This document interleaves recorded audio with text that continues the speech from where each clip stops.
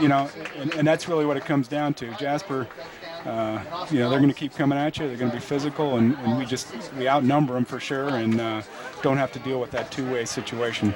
Well, there's no doubt about it. You talk about Gabe Conardine, he's so far on the season with 57 rushes for 384 yards and 6 touchdowns.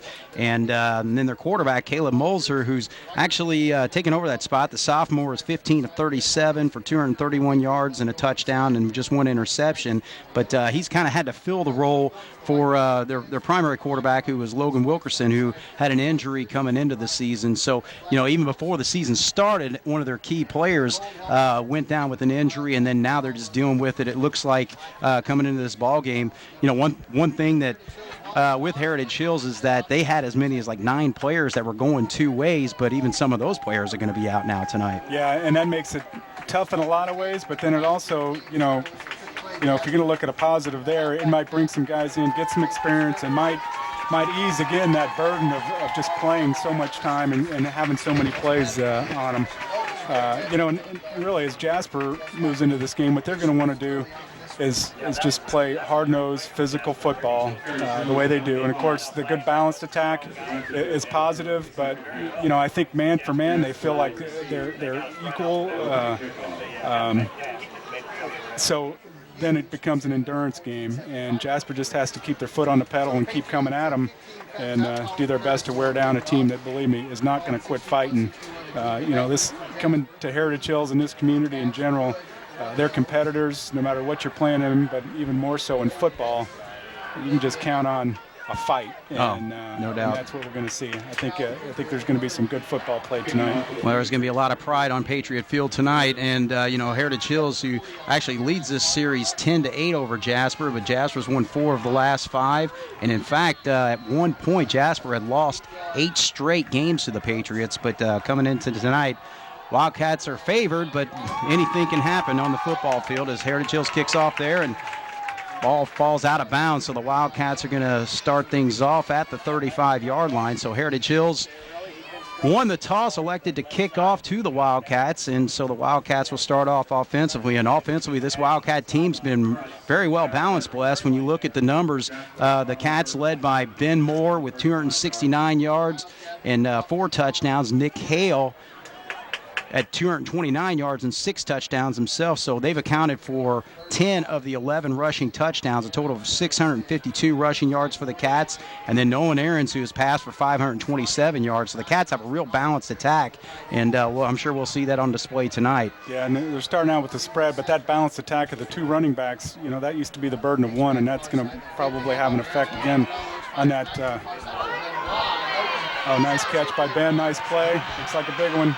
No doubt about it. It was first play from scrimmage. He lined up in the backfield, but they threw to him to the backside, and just like that, the Wildcats go 65 yards for the touchdown. So Cats waste no time in their passing game tonight, Bless. Really a great call. They're counting on Jasper coming right at them, and they even in the spread offense, they fake it one way and throw it backside and surprise them, and of course executed well. Nolan makes a nice pass, and Ben Moore takes care of her from there, a little move, and then just motors down the sideline. So a great start for the Jasper Wildcats as we line up for the extra point. 6-0 is our score. Just underway with 11:45 to go. Kruger there, and looks like he boots it right through. So just like that, for the Cats. No doubt about it. Certainly not at all what the Patriots wanted to see. They want, to make them work a little bit, and it just didn't happen. So, like we said, just like that, the Wildcats, again, a little bit of play action on that play, and then Moore just darted to his left side, and it looked like they flooded the right side as far as the patterns and everything, so it just really threw the Patriot defense off there. So, Cats start things off quickly, and Kruger's going to be out there set to kick off. 7-0's our score, 11:45 on the clock.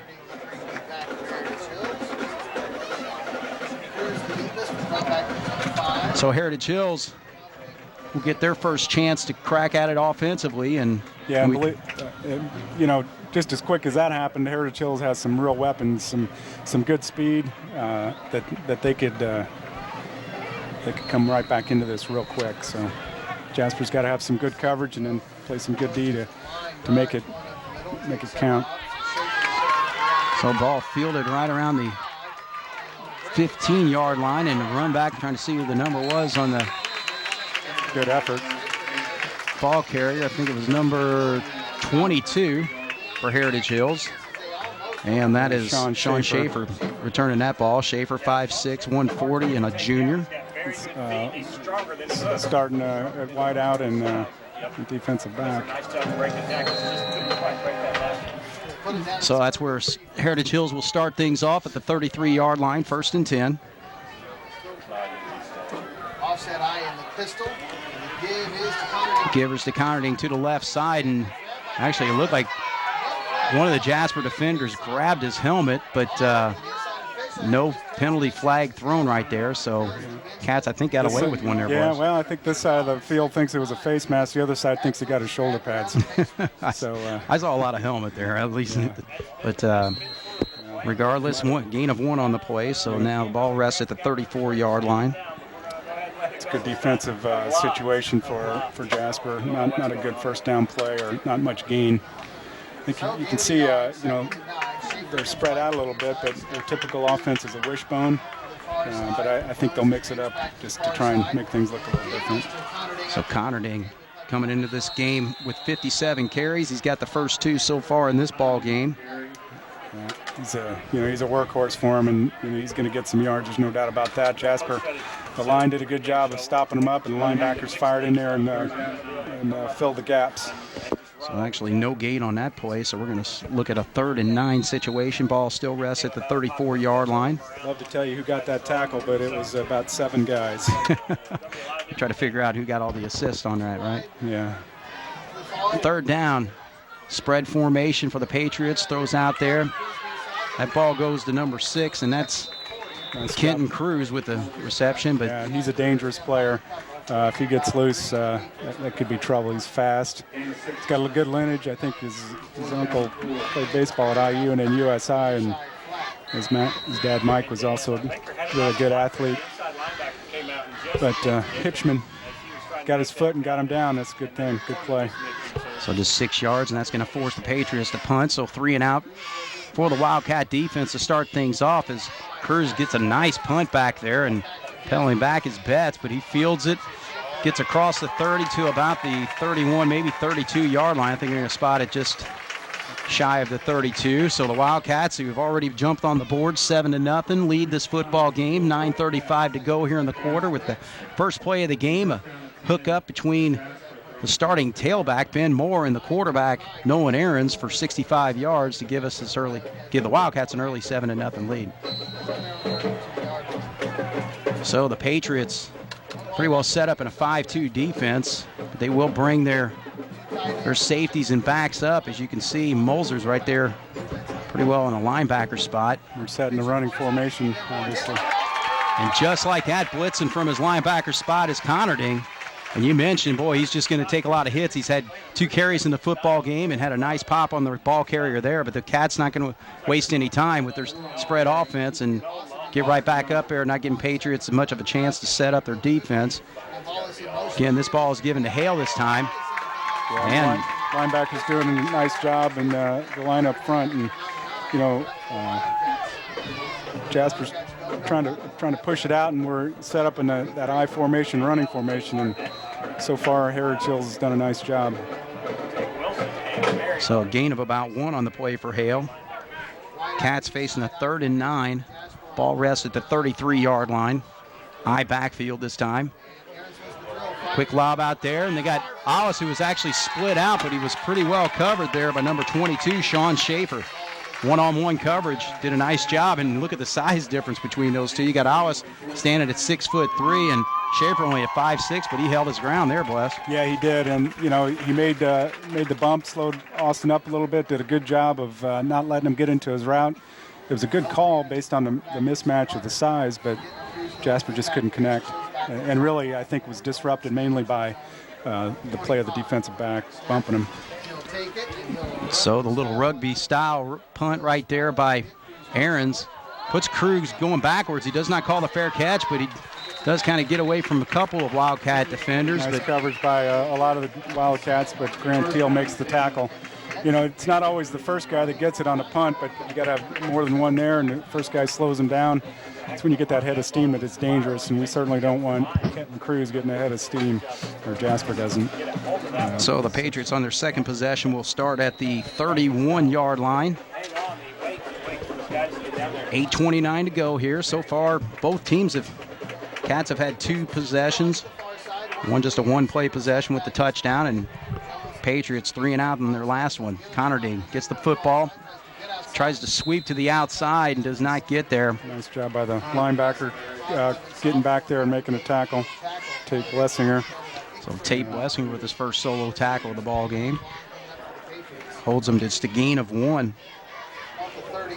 So neither team really getting going with their running game. The Wildcats basically just 1 yard gain on their 2 carries, and Patriots not gaining much either so far. One thing we got on the Jasper defense, Spencer Otto had a foot injury as they go deep.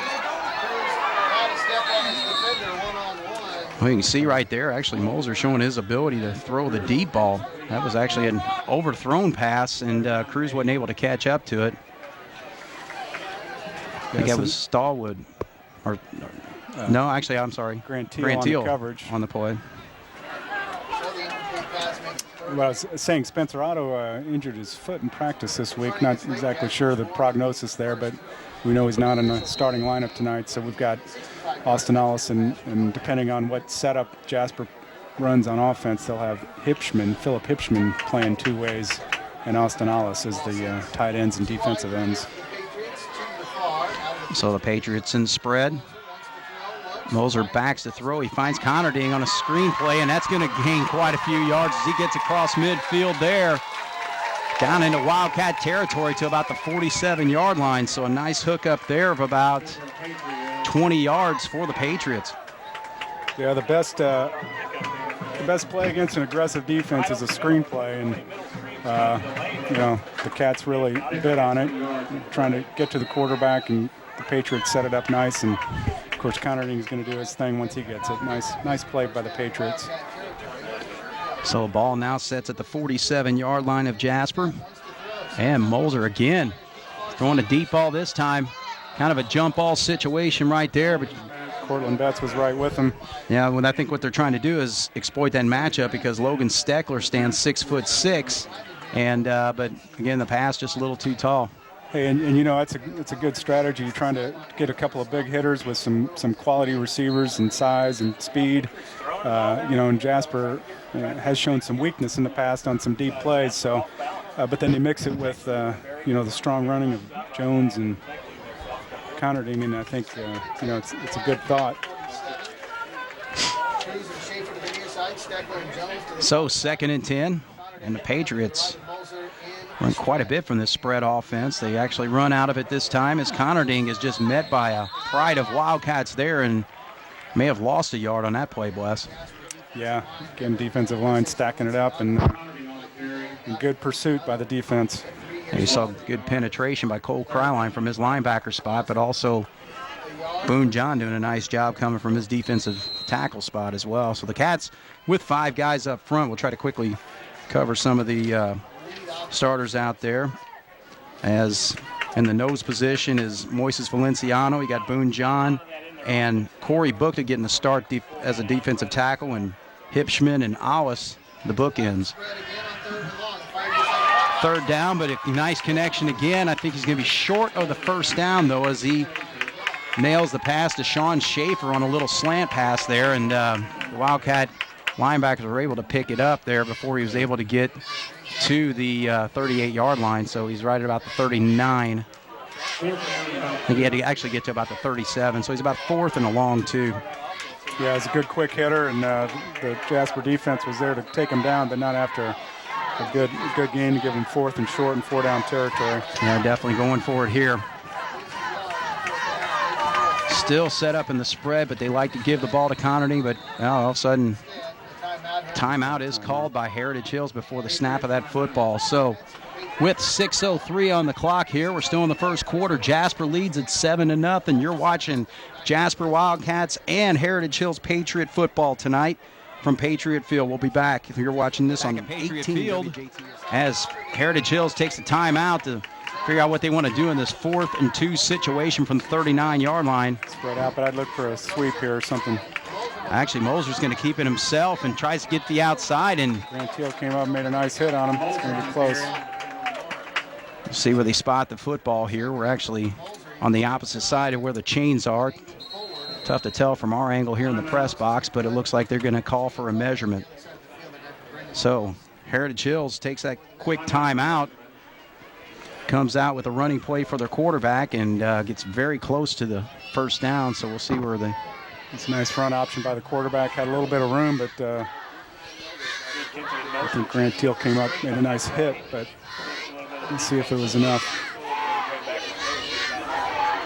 It's a big measurement, really, for Heritage Hills to big time. stay in it. So looks like they made it by the nose. Just by the nose of the football, and Heritage Hills stays alive with this drive. So drive actually on 2 third-down situations that have put them in good position. The one was a 20-yard screen to Conarding where he got it to the 47 and into Wildcat territory, and then they had a 3rd and 10 situation, got him 8 yards to give him an opportunity to go for it on 4th down, and which they convert. So 2-yard run by Moser, and so now we're facing a 1st and 10 from the 37-yard line. Moser out there just firing, but a nice job by Stallwood coming up from his free safety spot to knock that ball away. Yeah, it was a good-looking pass. Just there's no room and good coverage.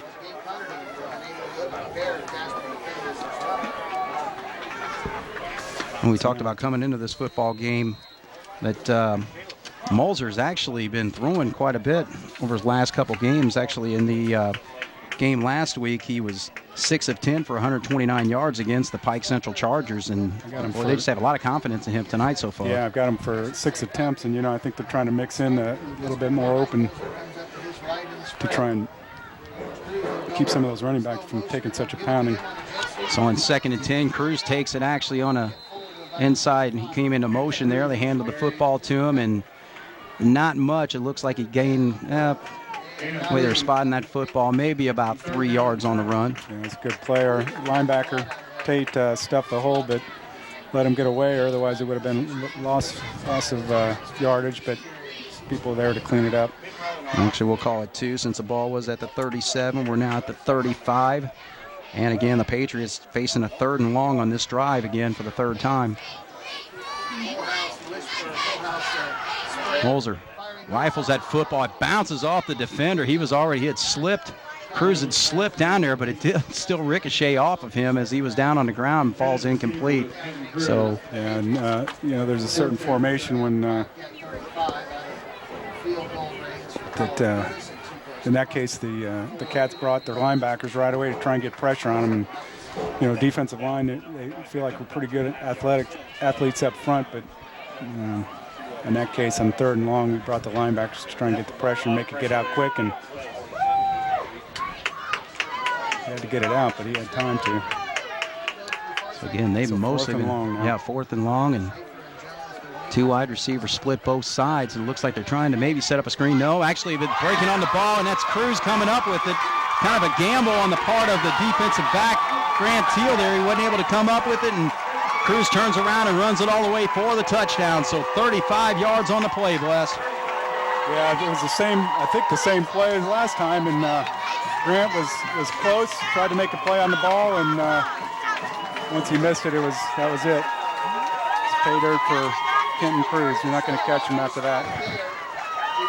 So again, 35 yards on the touchdown play, and that cuts the lead 7-6 as the Patriot kicker, number 14, Colin Curtis, is setting up to kick the extra point, trying to tie this football game with 4:39 on the clock.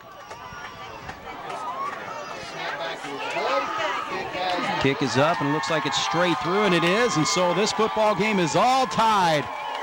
Heritage Hills 7, Jasper 7 with 4:39 on the clock, so we'll take a break in the action. You're watching Patriot and Wildcat football on Patriot Field. The Patriots have just tied this football game 7-7. Nice drive by the Patriots, and some big conversions, and putting pressure on the defensive coverage. Actually, a good opportunity for a return right there. It's actually Kyle Kruger on the return team. And it's a low driving kick, but was fielded or covered nicely by the Patriots, only getting to about the 27-yard line, it looks like. So that's where the Wildcats will start with their third drive of the football game. 3 and out last time. Patriots on that last drive going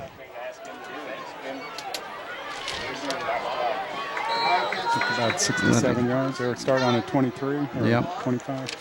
It was an 11-play drive for the Patriots. Finishing up with that touchdown pass. And there we go. Ben Moore again breaking it away, and he's going to take this thing all the way for his second touchdown of the football game. Basically a mirror play from what they ran the last time. Yeah, this time it was just a simple fly route, and Ben went up and took it away from, I think it was Sean Schaefer. He's Ben's a little bigger, probably a little stronger. Just took it away and broke away from him. Nice play, and Cats are right back on it. That's what you got to do whenever you give something up. Just come back and fire right at them. So just like that, and last play was 65 yards for the touchdown. This time it goes 74. So the hookup between Nolan Aarons and Ben Moore has helped the Wildcats with 13 points at this point and lining up for the extra point.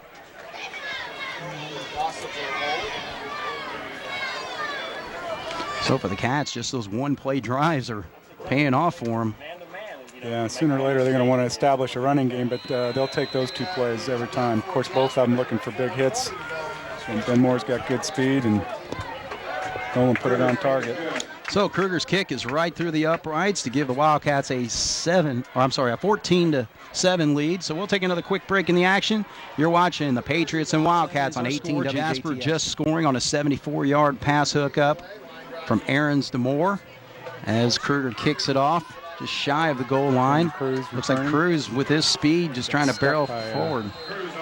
Got hit hard by, I think, was that Mitch Lindauer in there? Yeah, number 41 making the pop. First down and 10 to the Patriots 26-yard line. So he gets that ball to the 26-yard line. That's actually where Jasper started with their one-play drive last time, but this time the Patriots. Jasper hooking up with a couple of long ones, which you might expect that would be Heritage Hills with their speed, but certainly Jasper's got some speed on the outside when you put Ben Moore and some other guys out there. Zach Wood, we haven't seen him yet. We're used to him catching those long ones, but here at Heritage Hills now, they're going to want to strike quick or have a good sustained drive and burn some time. Handoff is to Connerding as he comes just off tackle there and gain of maybe about 3, possibly 4. A couple of sophomores on the tackle, Boone John and Tate Blessinger corralling him. So we'll call a 3-yard gain to the 29-yard line. 2nd and 7 for the Patriots. And again, they've not been afraid to throw the football as well. They're up to about 8 attempts, which is nearly what they had all of last game. And we're still got over 3 minutes to go in the first quarter. A lot quicker pace of game than the Jasper game last week. Connerding again gets the football on the run there, and not much there as the Wildcat defense plowing in there. Yep, you see Hitchman coming did a up. nice job coming in there, and then everybody else piles in. And good pursuit. So we'll give him 1 yard on the run there.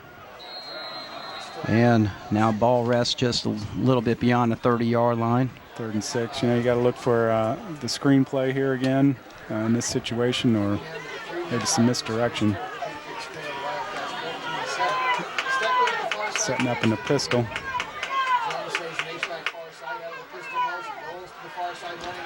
Moser rolls out, and I think he wanted to run just from the start there, but a nice job by Alice to slow him up enough for the Cats to kind of finish things up there, Bless. Cats did a nice job getting into the backfield, not letting him loose. And, early in the season we talked about the Cats getting pressure on there and not just letting them go, and did a nice job there. Moser did look like it was almost like an option that he might run it. Just wasn't any room. So that's actually a loss of about 3 on the play. Moves them back to the 27. Well, they're going to have to punt it away on 4th down. Cruz, high kick, fair catch called by the Wildcats. It's a good fair catch. At that point, the biggest thing on a punt, you want to catch it and It's going to be good field position for the Jasper offense after a good defensive stand. So Cortland Betts doing his job as a punt receiver there, and so the Wildcats will start off, it looks like, at the 48-yard line. Here come the Cats. No huddle. They're ready to go. They want the ball. They're ready to go. And the refs gave them a little time to set it. So Wildcats in the spread offense this time. They do run out of it this time as Hale gets the football. Tries to get to the outside. Got hit right at around the line of scrimmage, but was able to scatter away and nice gain job maybe of making about the 4. first guy miss the tackle and got a good 4-yard gain. It's not a bad first down play right there. So they make it 2nd and 6. The Wildcats quickly to work. They're going to throw this time. Aaron's looking across the middle. He's got his big tight end, Austin Alice, plenty for the first down as he gets across the 42, about the 37-yard line. Knocked out of bounds around the 38-yard line. So it's going to be about a 10, 12-yard gain. Nice play, though, bringing them across. They run the receivers off and let Austin come across the middle. And, I mean, that's a great target. There's, I got to believe, fewer better targets in the state than Austin Alice. The Cats with no huddle again. Give it to Hale this time, and he is just met right there by big number 64 for the Patriots. That's Ryan Baker, 6'3", 287 pounds. To give him 1 yard on the run. That was, I'd say, a generous spot. Yeah. It was a good job by the Patriots defense to have that hole plugged. 2nd and 9, a little play action this time. Aarons throws a little too tall, and a nice catch over there by the assistant coach for the Patriots. Yeah, it's good hands. Does not count, is not an interception, so don't get too excited there. He was calling for it. Coach wanted an interception on that one. I think Nolan saw that there wasn't much there on what they wanted to be a quick hitting play and just threw it out of bounds. Good coverage by the Patriots. So now we got 3rd and long situation, but we are on our side of the field, and it's certainly Jasper's advantage to be. When they get into the punt situation, they'll have a lot of options if they don't convert here. Aarons rifles. Nice pass to Moore and an excellent catch, actually. I mean, he put the... Great job. He's a little bit low on the pass, but put some nice zip on it, but Moore was able to adjust there and makes a great catch right there at about the 21, maybe 22-yard line. So about a 16-yard hook up there. That was a nice pass. Nolan really saw him slanting in there, and he threw it low. So the only guy who was going to get it was Ben Moore. Zach motion and Zach Wood in motion. So Hale lumbers this way for maybe a gain of about 4 or 5 here. The Patriots, although there's a 4-down, first down carry, which is not too bad, but Patriots generally on the run plays have done a nice job on Jasper so far in this first quarter. At 30 seconds to go, Cats are going to get a play off because there's 15 on the play clock, and they've gone into the bone. First time I think we've seen Ian Songer on the field, so going to go to some power football here. Moore takes the football and gets maybe close to the 15-yard line. So a gain of, I'd say gain of about, he's going to be about the 16, gain of 2 on the run. That's going to be it for the quarter. Pretty lot of action in that first quarter. Yeah, no doubt about it.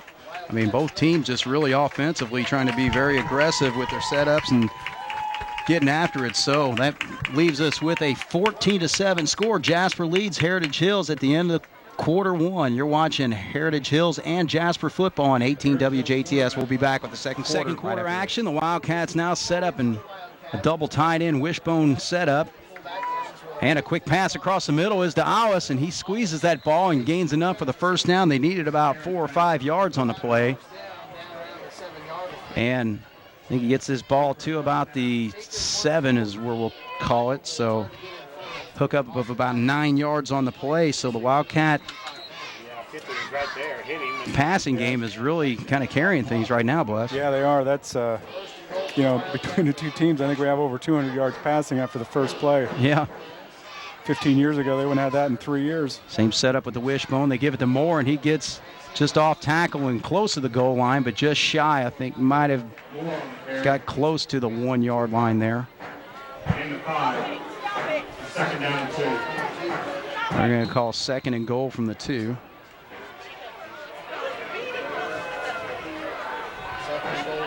Same setup, double tied in. This time he does give it to Hale, and Hale just finds that opening. Nice opening hole set up by the right side of the offensive line there. And he's able to take it in for the touchdown to give the Wildcats a 20-7 lead with 11:11 to go here in the second quarter. It's a good drive by the Cats. Mixing a little passing, and when he got a little close, they just powered it in with their running plays. Yeah, one of the key plays on that drive was a 17-yard hookup on 3rd and 9 between Nolan Aarons going to Ben Moore, and they've really been quite the combination so far with 2 touchdowns and then that 17-yard hookup there. So we'll have to tally the numbers to see what it adds up to, but it's been a big part of the Wildcat offense. As Kruger, boy, it didn't look like a very good hold on the snap, and he misses it to the right. So we'll see if that comes into play later. But right now it gives Jasper a 20-7 lead with 11:11 to go. We'll take a break in the action. You're watching the Patriots and Wildcats. Here's the kickoff to the Patriots. It looks like this one's going to go to the end zone for a touchback, and that was something that Kruger was doing on a regular basis in the Memorial game, and I don't think he's had many since then, but gets a nice boot that time, Bless. I think that's the first one since I jinxed him and said he might hit those all year long. Yeah, you did do that, didn't you? Yeah, I did. That's shame on me, but he's got a good leg, and he'll get his rhythm, and we're going to see a lot of those throughout this year, and I'm sure for the next few years. So the Wildcats on that drive there actually go 52 yards and 10 plays. Finish with a 2-yard run by number 24, Nick Hale. Heritage Hills want to hit quick. They got a guy going deep. Well, I'll tell you what, Bless. Mulzer, I mean, he's not connecting on many of his passes, but he does throw a pretty nice ball. He's overthrown a receiver a couple 3 times so far in this football game. Yeah, he has. And, the defense, what they're supposed to do is not let the guy have a free release. I think they slowed him up, and then Cortland Betts was covering Kenton Cruz, and you're right, the ball came out nice. Mulzer throws a really nice-looking ball. But on those long ones, what happens in the beginning, sometimes you don't realize has a big effect on what happens at the end of the play. So 2nd and 10, ball still at the 20-yard line. This time Mulzer's going to call his own number, but a nice job defensively. It looks like Stallwood coming up. Put a nice pop on him, boy. Real aggressive play coming up from that safety spot. Yeah, he's an aggressive safety. It's like another linebacker. He loves to hit and loves to be in the mix of things. If he knows it's a run, you can count on him come firing in there.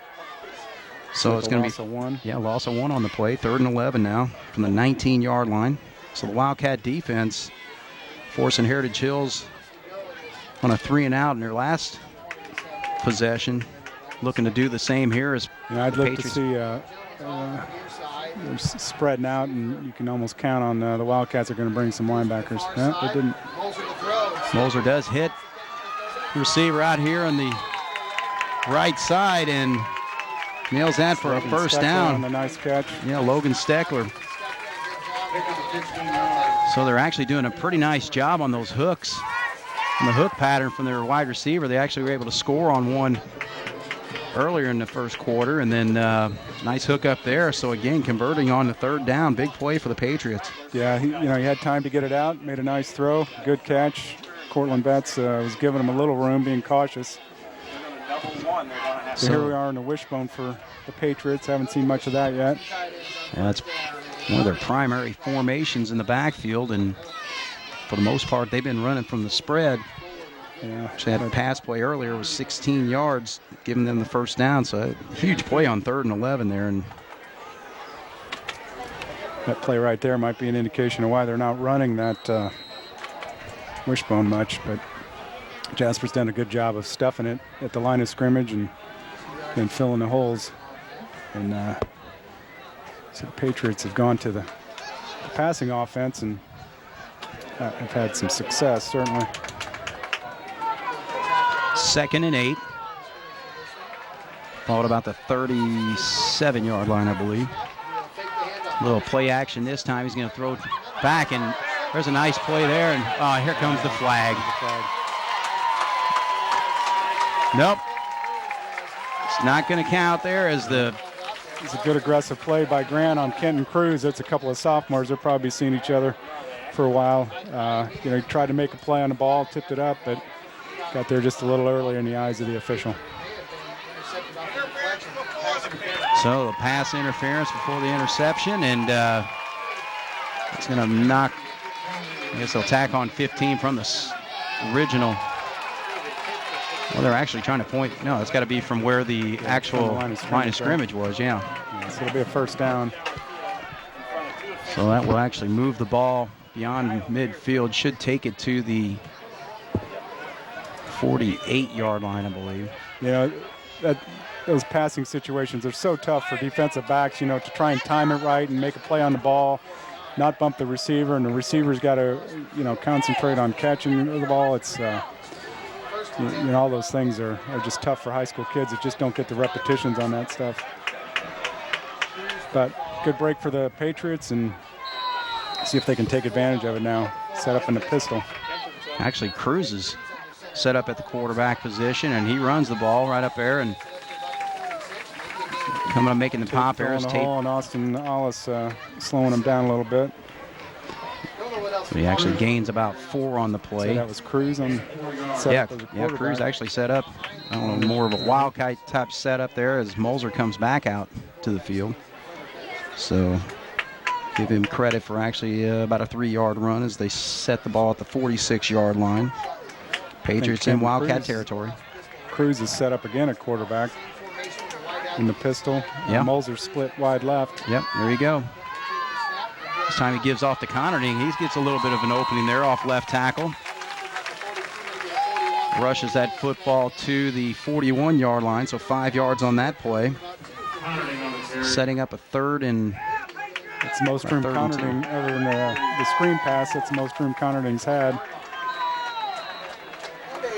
This looks like Moser's still bringing the plays in, but trying to, I think, mix things up with Kenton Cruz, a quarterback, trying to give him a better threat at running. That'd be my guess with his speed. Cruz still set up there in the pistol setup as they hand off to Connerting. A nice job by Hipschman making that initial pop on him. And yeah, defensive line just controlled the line of scrimmage on that one. Coaches love that whenever the defensive line or offensive line are dominating. In that case, the Wildcats won that battle. Yeah, no doubt about it, because he tackled him for a loss, knocking him back to the 43-yard line, so a loss of 2. Going to bring up a 4th and 4, but of course it's 4 down territory here. Well, now it looks like they brought some guys off. Are they? Oh, they are, aren't they? They're in punt formation. Yeah. You do that sooner, not to confuse us guys up here in the booth. I decide to punt it. Cruz is definitely a threat and not able to handle it, but he does fall back on top of it. I assume that was Betts on the play, yeah. Corbin Betts. So, Wildcats. A little excitement there on the punt. A little bit of a scare. The Cats brought quite a few guys on that rush, and I think it slows down some of the coverage. So they were fortunate enough to get that back. So the punt actually moves the football to the 10-yard line is where the Wildcats will take over there. So 33 yards on the punt. And the Wildcats will start 1st and 10. And setting up in the I formation. Yep. The red formation, but they're actually going to throw out of it. So Aarons fires over there. Hipschman not able to handle that pass. Just goes right through his fingers. Falls incomplete.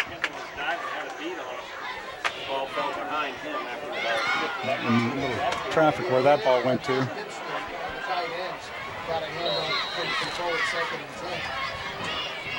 So we'll have 2nd and long. Looks like we're still set up in a red I formation with Nick Hale in the I. This time they do give it to Hale, and Hale bursts through the line of scrimmage before he's hit. But looks like he's going to gain about 6 or 7 on the play as he gets to about the 16, 17-yard line. We'll call it 16. 6-yard run. So 3rd and 4. Still 6.5 minutes to go, and there's been a lot of football played. Yeah, no doubt about it. High-paced action from both these offenses tonight. Play action this time coming to our side, and this time he finds, is that Moore again? I think that's Hipschman coming across. Oh, Hipschman, okay. Yeah, Put it up, Hipschman. and Hipschman ran under it and made a nice play, concentrated, and a good pick up on 3rd down for 1st down. So an outstanding play. Big chunk of yardage there. The Wildcats are facing 3rd and 4, getting it to the 29-yard line, 13 yards on the hookup. 1st and 10. This time the give is to Hale again. Doing a good job of covering that ball up.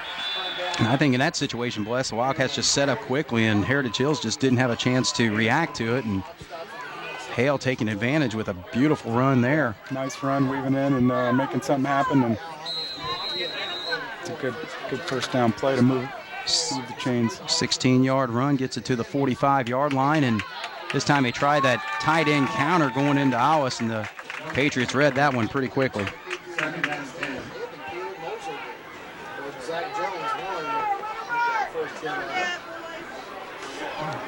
Give him a yard on that, but that was pretty generous. There's not much room there, but certainly not a bad idea to try and get the ball in Austin Alice's hands. Right. So put it at the 46-yard line. Trying to hit Hipschman again over here on the sideline, and a little too tall for him. And you got to be really tall to miss him because he's 6'3", 190 pounds. So just like that, the Cats facing a 3rd and long. Ball still rests at the 46-yard line, trying to get into Patriot territory, and they might have to make a decision if they want to go for it on 4th down if they get close, but they're going to throw long this time. It's actually a one-on-one situation over there, and Zach Wood snags it, but he is out of bounds, so that pass was just a little too far wide for Zach Wood to be able to make a play on it. Yeah, they went for the home run whenever I think they thought they would probably run some crossing patterns or something, and looks like we're coming in with our punt coverage team.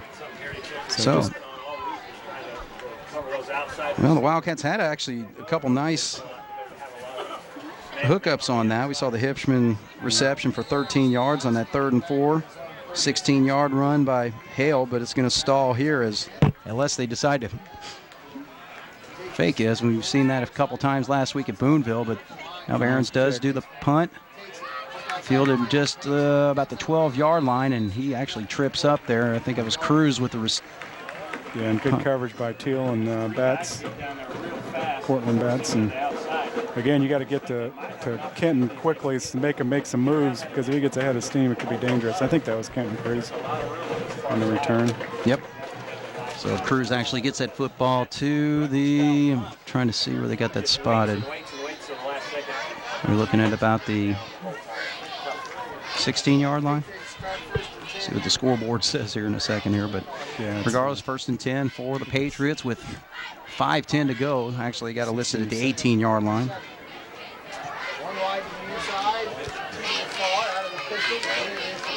Give is to Conarding. He just follows his blockers and works his way to about the 24-yard. Yeah, I think about 6 yards on the play. The old student body, right? So 6-yard pickup for Conarding. He's given a workman's effort here in the first half. I got him for about 9 carries, so Nice 1st down. it was one of the better plays I've had. So it's a good start on 1st down for the Patriots. We got Moser back at quarterback. Moser takes the snap and keeps it himself, trying to get around the end. Yeah, actually. Yeah, fake the handoff up the middle, and then looks like they lost some yardage. Moser on the carry. Yeah, Moser, he did take a loss on that, didn't he? Really farther than it looked from up here, but it did the. I don't know if it's about a 3-yard loss, I think there. So move that football back to. It's about the 20-yard line. Yep. People watching it on TV are wondering, why can't we see that? They probably got a better view than we do. It's got a thick plexiglass in front of us, too. It's trying to see through. So we'll say the ball at the 20-yard line, 3rd and 8. Moser back to throw. finds his man. That's Schaefer over there, and he gets that football. He loses it, but gains it back. They're saying he's actually down, but he's going to be shy of the 30-yard line, but plenty for the first down. So just like that, the Patriots converting on third down again there. Yeah, it's a big play. They ran him out into the flat, and linebacker needs to get out there and cover it, and Tate was just late getting there. Tate Blessinger, and does a good play.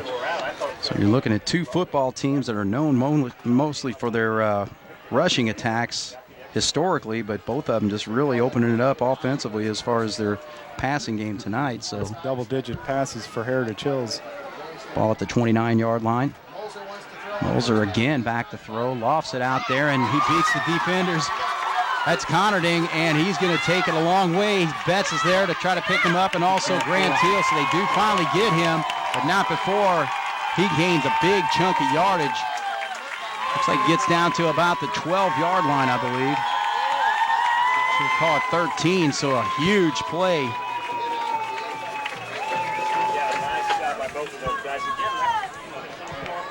But again, just a situation right there where the Wildcat defenders just got beat deep. Made a play on the ball and didn't get to the ball, and Conarding's going to make some things happen. Of course, makes the nice catch. And so deep into Wildcat territory at the 13-yard line. 1st and 10 for the Patriots. Moser lofts it up. It's a one-on-one right there between Cortland Betts this time. Going up against Steckler, and that ball is incomplete as he was going for the gusto, trying to hit him in the end zone there, Bless. Yeah, and trying to take advantage of Steckler's height, which, as most Stecklers are, he's not vertically challenged at 6'6", going against the 5'10" Betts. Actually, that pass play went for 58 yards, so just a huge chunk of yardage up in the air for both these teams tonight. 2nd and 10. Ball still sits at the 13-yard line on the incompletion. The Wildcats trying to hang on to this 20-7 lead. 2:38 to go here in the first half. And I think the Patriots they're gonna have to call a timeout. They're still standing here on the sideline. So the play clock runs down to 2 seconds, and they do call a timeout. So we'll take a quick break in the action. The Wildcats lead the Patriots 20-7, but the Patriots knocking on the door at the 13-yard line. So 2:38 to go. You're watching the Patriots and Wildcats here on 18 WJTS. And Bless, I'll tell you, man, it's just been one of those nights where it's, the quarterbacks hitting their backs out of the backfield for big chunks of yardage. The Wildcats have done it twice to Ben Moore, and then now on this drive, a big 58-yard play puts the ball at the 13-yard line for the Patriots as Conarding with the reception from Moles earlier, and that ball gets knocked away. So trying to set up, you can see the screen right there. They're going to Conarding right there, but, a lot of times you let those defenders come in there, but they get their hands up. They can knock that thing away. Yeah, they did a good job and, getting released, but they had to get back there, and they did a good job of just knocking it down. It's a good play call, really. Right. And the aggressive defense. Yeah, the yards have come in big chunks on certainly Jasper's. 2 of their 3 scoring plays have been long, and the Patriots are getting big chunks and making some great conversions. Now they're in a good spot here in the red zone. Looks like got 3rd and long. So 3rd down and 10. The pass is out here, and just at the last second, because actually it looked like that was going to be an easy play for. Moser did a great job, and he read the route, and he put the ball there just as he turned around, and Steckler just wasn't ready for it. And Cortland Betts, as it got to him, was able to knock it out. But really, a nice job by the quarterback to get it out quick. That's the way that play is supposed to be ran. And the receiver just wasn't quite ready when he turned around. Kind of a nice break for Jasper, because that was a well-executed play by the quarterback, Moser. Well, the Patriots not wanting to come up empty here. Instead of going for it, they're actually going to kick the field goal. So it looks like they're setting that up at about the 21-yard line, so a 31-yard attempt here. This wouldn't surprise me if they went for a fake with nothing to lose, but no. Well, actually, he drills it just enough and gets it right through, and that's Colin Curtis putting 3 more points on the board with 2:22 to go here in the first half of play. So we'll take a quick break in the action again. Jasper with 20. Patriots cut the lead to just 10. You're watching Patriots and Wildcat football here on 18 has it teed up. And he boots a line drive kick right there and fielded by the Wildcats. Kruger, I think, got the football again this time. I think they're kicking it to him. It's his first time out there. And Portland Betts, who's noticing a little bit of a thigh bruise. I think they decided to put Cal back there to prevent any big hits on that thigh. So he returns it to the 26-yard line. That's where the Wildcats are going to start. They have to run their 2-minute offense to try to get some more points back on the board. Possibly try to get those 3 points back or maybe even 7. So 1st and 10 from the 26. Aaron's hands off. And that's, it looks like the Hale. Hale rumbles to the 31-yard line, gain of 5. Yep. 6 yards. Not almost full speed, but he's running when he gets that ball. So 5 yards to the 31, 2nd and 5. Wildcats quickly having to work here, and there's a snap, and it falls down, and actually a flag on the play as well. We'll see what the penalties are all about here. I don't know if Patriots, nope, Wildcats, yep, the false start. 2nd and 10. Well, the thing is, actually, this is kind of a break for the Wildcats because, you know, that's not a penalty I think you can decline. So they're going to have to march this back. I would have lost it down on that fumble. That's true, yeah. So, yeah. Not the kind of break you're looking for, but certainly a break. Right, so Cats save the down at least. So fall back at the 26-yard line, 2nd and 10. And it stops the clock also for the Cats. 1:31 on the clock. Gives to Hale, and he finds a lot of opening right up the middle and gets plenty for the first down across the 40-yard line, just right at the 40-yard line. So that's going to stop the clock as we move the chains there. Yeah, that's a nice play, you know, in the spread. They're looking for a pass, and there's a big hole up the middle for Nick Hale to do his thing. Cat's going with a no huddle, working quickly. 14 yards on the play. Aaron's rifles one, and this time it's picked off, and that's Cruz, and you know he's deadly once he gets in the open field, but he does return that football down to inside the 40, back to about the 37-yard line. So a huge play by the Patriots, and now they're knocking on the door to put maybe another score on the board there, Bless. Yeah, with a minute to go, that's a huge play. He made a nice break on the ball, looked like a good throw, and he's going to have a chance to be completed, but Kenton, with his quickness, just stepped in front and picked it off and had a nice return. So the now, Patriots. All of a sudden the Patriots have a chance to gain some momentum going into halftime. No doubt about it. So that's a huge play. So the Patriots, Moser back to throw, and he's quickly brought down. Cole Kryline on a blitz makes a nice play. So that's a huge play with right. you know, the momentum going their way. They just lost about 10 or 12 yards, and now the clock continues to run. Yeah, so that pushes them back quite a bit as a loss of about 10 on that play. Yeah, it reduces the well, I'm going to say reduces the fear of them scoring quickly, but or the aggressiveness of the Patriot offense, but you just never know. There's no reason why not to go for it here. And the clock continues to run with 30 seconds there. Maybe just one opportunity. Actually, they look like they're going to be happy with just running this thing out as Conarding's going to run the football. And the clock's ticking with 18 seconds. I don't think they're going to try to run another play. But, yeah, they're just going to let this thing run out. So, Yeah. what an exciting half of football, Bless. Yeah, boy, I tell you what, there's been a lot of football played. A lot of football played in this first half. Hard fought as we expected. Some big plays with the explosive, good athletes on both sides. So, yeah, there's a lot to go. So we'll take a break in the action. You see the score up there. Jasper with 20, Heritage Hills with 10. So we'll come back with the second half of action and talk about some of the numbers from the first half when we come back here. So Wildcats lead it 20-10. You're watching the Patriots and Wildcats on 18 just towards the end of halftime here. And what a football game we're seeing so far here, Bless. I mean, this has just been basically fast and furious for both teams. Yeah, it's the first night we've had a little chill in the air, but the offense and the long plays certainly have heated things up. So a lot of fast and furious action here in the first half. There's no doubt about it. I mean, the Wildcats starting things off real quick in this football game, just 15 seconds into it with a hookup between Noah Aarons and Ben Moore for 65 yards to give the Wildcats an early lead, 7-0. Patriots went 3 and out in a punt, and the Cats did the same thing. And then and after that, the Patriots came down with a nice long drive. A couple key plays on that was on a 3rd and 8 when you had Molzer hooking up with Conarding for 20 yards.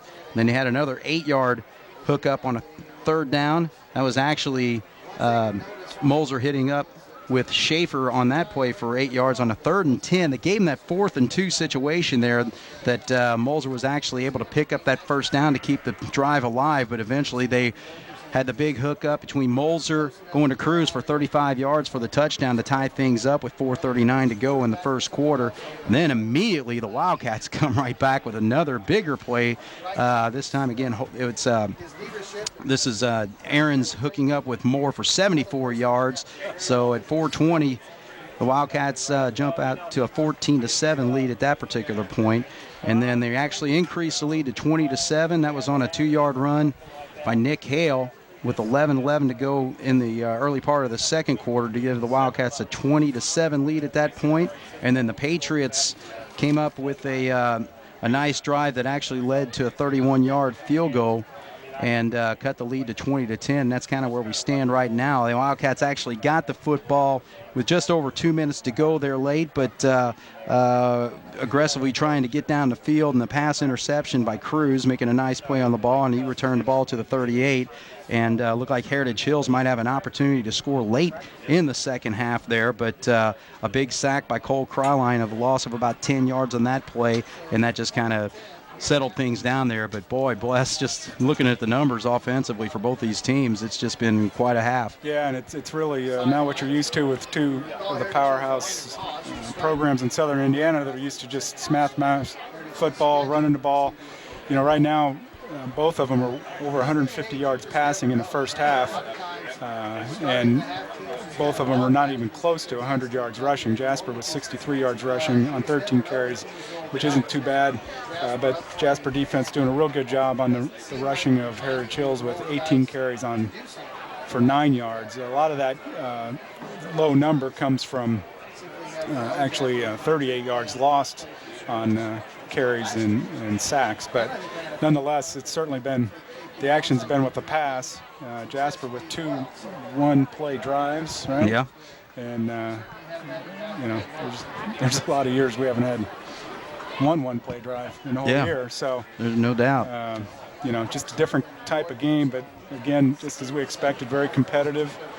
And there's still going to be some good football played here in the second half, that's for sure. No doubt about it. Noah Aarons for the Wildcats is 6 of 12 for 185 yards and the 2 touchdown passes to Moore. Moore actually, with his reception, he's got 3 catches on the ball game for 154 of those 185 yards, so he's just been a big part of it. Nick Hale actually having a nice job running the football. He's 9 carries for 55 yards and a touchdown, one of those carries for 16 yards. And as far as the numbers for Heritage Hills, Caleb Molzer, 7 of 15 for 155 yards, so they're letting him sling it all over the place tonight. A big hookup, a 58-yard pass play to Gabe Conarding, and then Conarding himself, not quite the rushing game that he's used to, just 21 yards in the first half. So the Wildcats kick it off.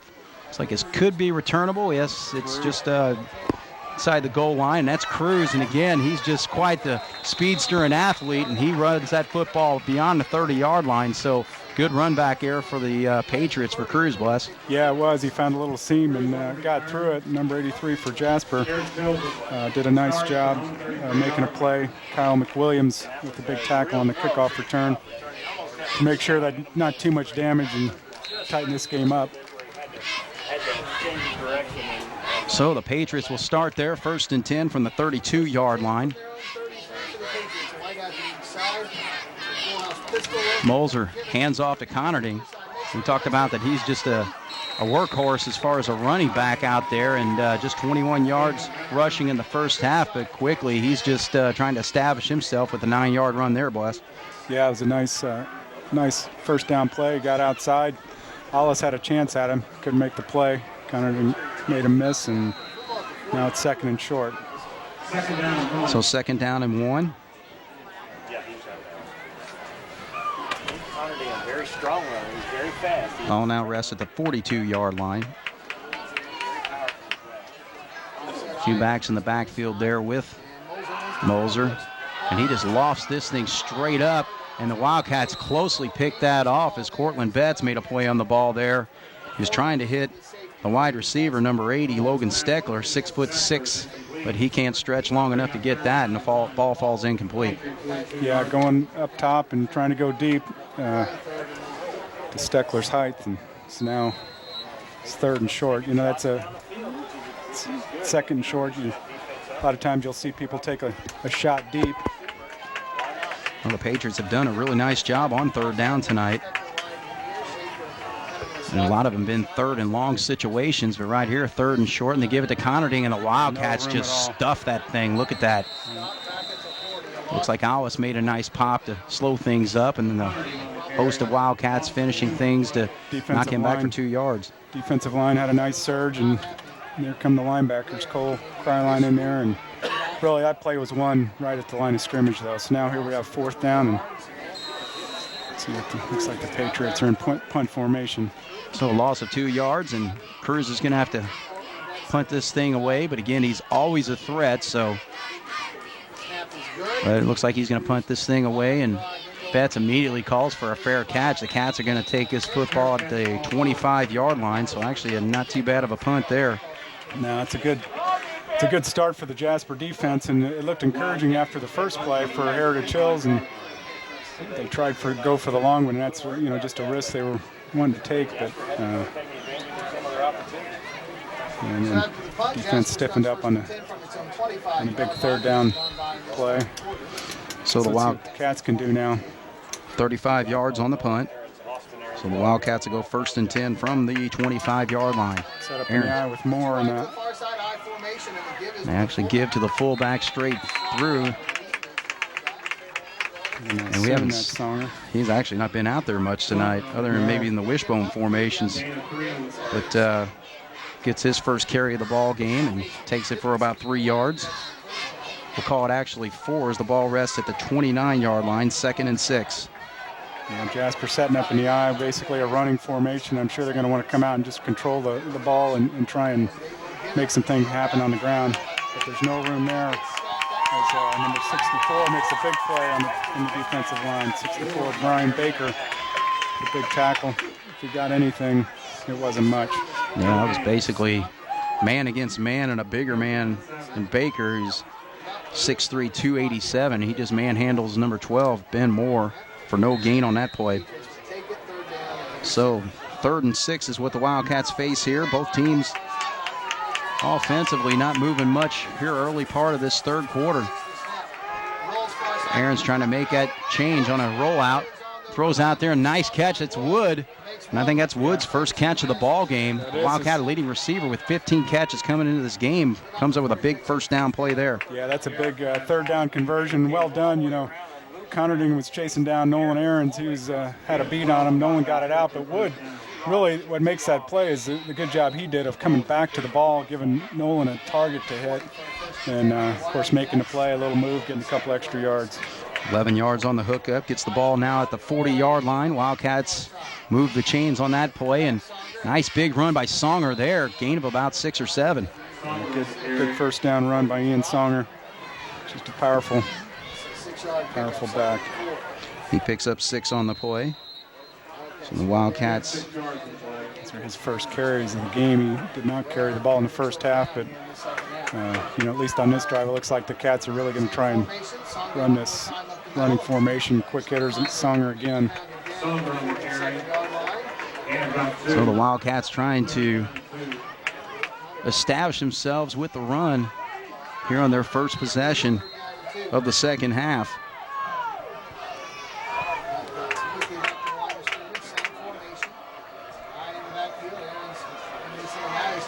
So again, actually, Aaron's didn't like what he saw there, so he's going to call a quick timeout and discuss it with the coaching staff, his dad over there, Tony Aaron's. So we'll take a quick break in the action. You're watching the Patriots and Wildcats tonight on 18 WJTF. Facing a 3rd and 2 situation here. Ball rests at the 48-yard line. They've reset in the wishbone. Might look for play action, something to the tight end, quick hitter. Gives to Hale. Nice first half he had with 55 yards. Gets his first carry and plenty for the first down. So a good play there, Bless. Yeah, real nice play, following the line and the 2 lead blockers, and just got a good surge. And Nick powered it up in there for a good 5 or 6 yard gain. We'll call it 5 yards. He gets it into Patriot territory. Ball rests at the 47-yard line.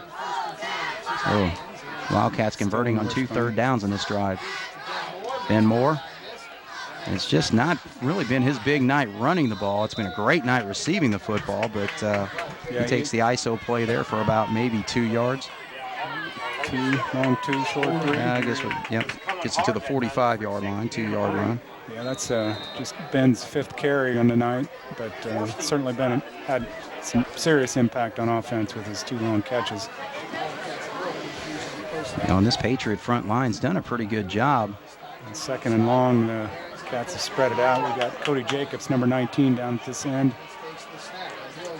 They give it to Moore. He was the only back here, and boy, he changes things quickly as he gets plenty for the first down. Nice run there, gain of about 10. Great effort. You know, he didn't let one guy bring him and just kept fighting and found a way to get his 8 or 9 yards. So gets that ball to the 35-yard line. 35 for 1st and 10. Ninth play of this drive coming up for the Wildcats now. 7.5 minutes to go, 3rd quarter. Wildcats lead by 10.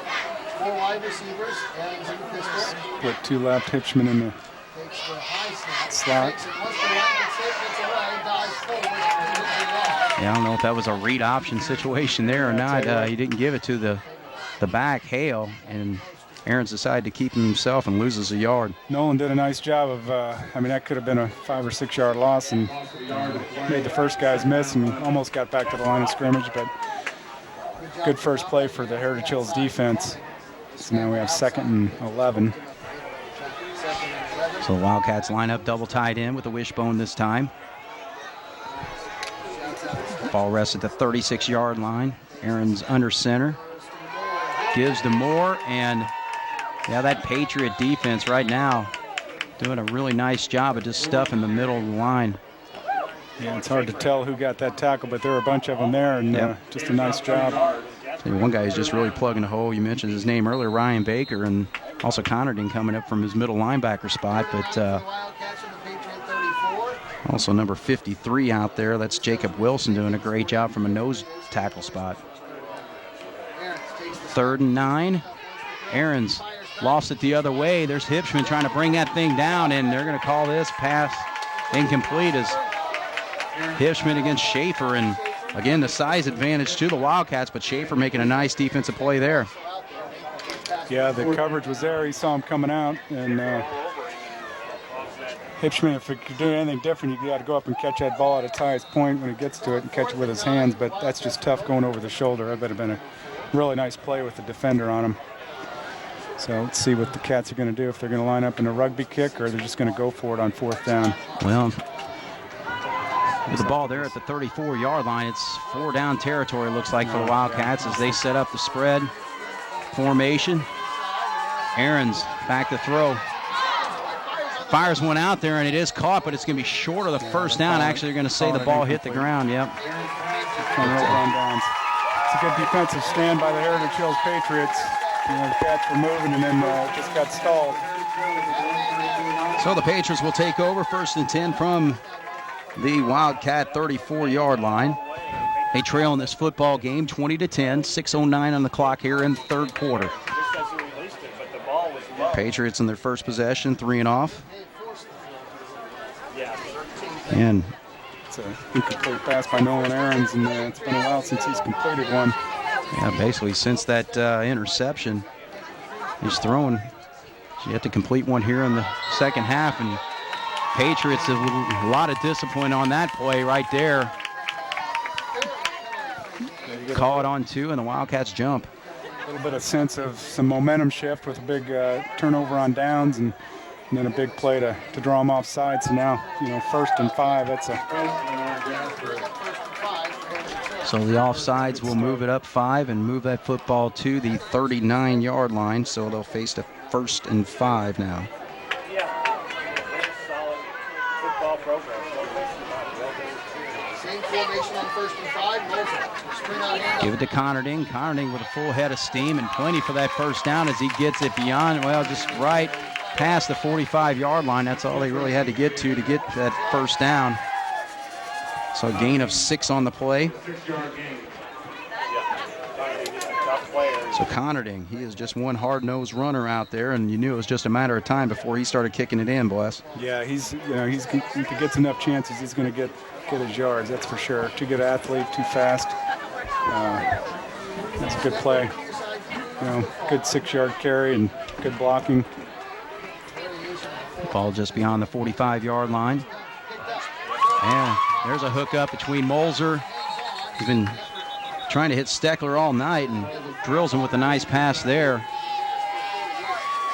And again, Molzer just throws a nice football out there, Bless. He does. He throws a nice spiral, very catchable.